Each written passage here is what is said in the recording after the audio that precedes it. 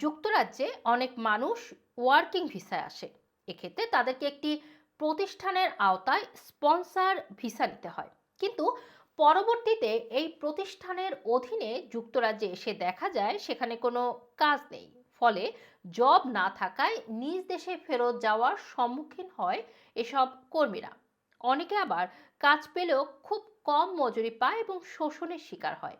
এই প্র্যাকটিস বন্ধ করতে এবার কঠোর হচ্ছে ব্রিটিশ সরকার। নতুন প্ল্যানের আওতায় কোনো নিয়োগকর্তা ভিসার নিয়ম লঙ্ঘন করলে তারা ফরেন ওয়ার্কার নিয়োগে দীর্ঘমেয়াদী নিষেধাজ্ঞার মুখোমুখি হতে পারেন।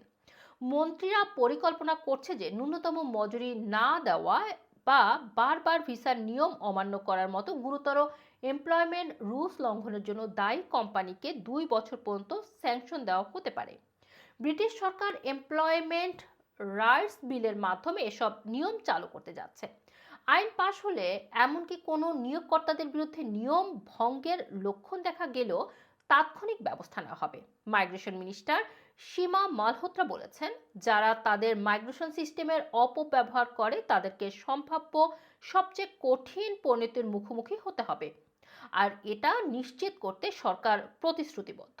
তিনি আরো বলেন, নতুন নিয়ম চালু হয়ে গেলে নিয়োগকর্তারা সামান্য কারণে নিয়ম লঙ্ঘন করতে পারবে না কিংবা ফরেন ওয়ার্কারদের শোষণ করতে পারবে না।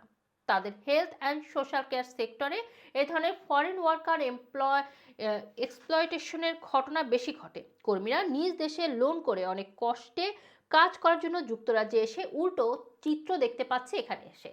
তারা এই ম্যাল প্র্যাকটিসের বিরুদ্ধে কঠোর অবস্থানে যাচ্ছেন। জানা গেছে, নতুন নিয়মের আওতায় একজন কর্মী তার নিয়োগকর্তা কর্তৃক কাজ পেয়েছে কিনা এবং যথাযথ মজুরি পাচ্ছে কিনা সেটি পর্যবেক্ষণ করা হবে।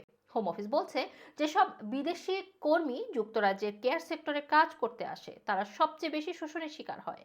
2022 সালের জুলাই থেকে এই সেক্টরে প্রায় 450টি স্পন্সর লাইসেন্স প্রত্যাহার করা হয়েছে। পরবর্তীতে বিভিন্ন সংস্থা কেয়ার কর্মীদের বিকল্প চাকরিতে ঢুকতে সাহায্য করেছে।